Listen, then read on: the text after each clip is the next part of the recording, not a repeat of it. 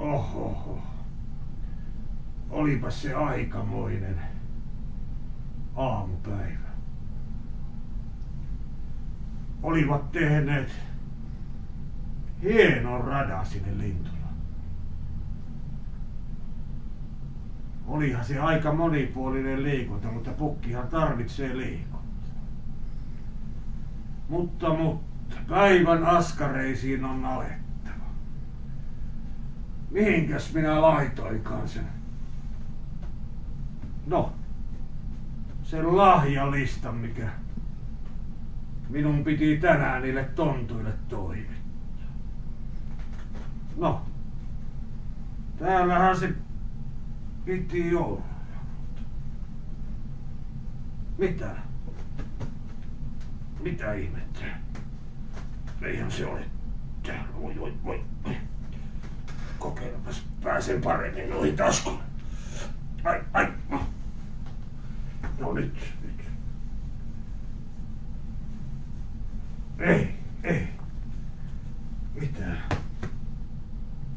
Mistäs minä sitä katsoinkaan viimeksi? Sehän oli siellä Lintulammen liikuntaradalla, kun minä siellä sitä katsoin. Ei kai se vaan tipahtanut siellä. Mitäs minä nyt tässä teen? Joulu on tulossa ja lista toimittamatta. Mutta enhän minä sinne nyt pääse, kun se ratahan oli kuitenkin pukille hieman vaativa. Täytynee soittaa tontuille. Mutta minähän tarvitsen ne erikoistontut. Ne liikuntatontuthan minä tarvitsen. Mikäs se olikaan se numero sinne pajalle? Se oli se... Tietysti sehän oli se 007. Sehän se. Laitetaanpas tuosta ensin tuohon vähän noin ja sitten katsotaanpas kun pukilla tämä näköökin jo.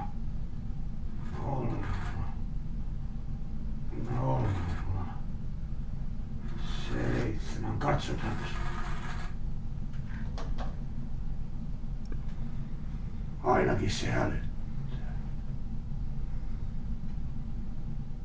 Se on joulupukki täältä, joka soittaa.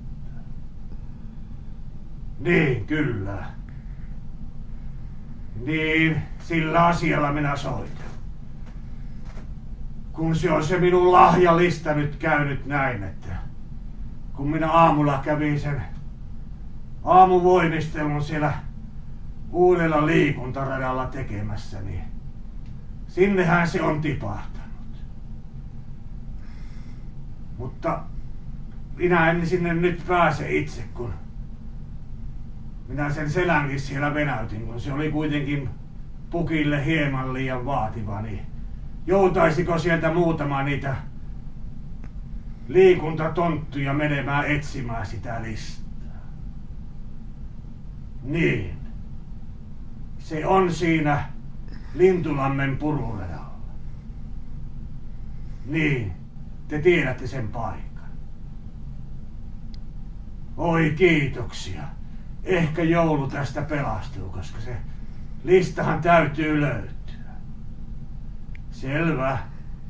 Kuulemiin.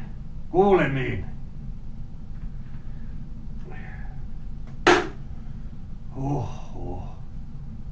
Onneksi minulla on nuo tontut.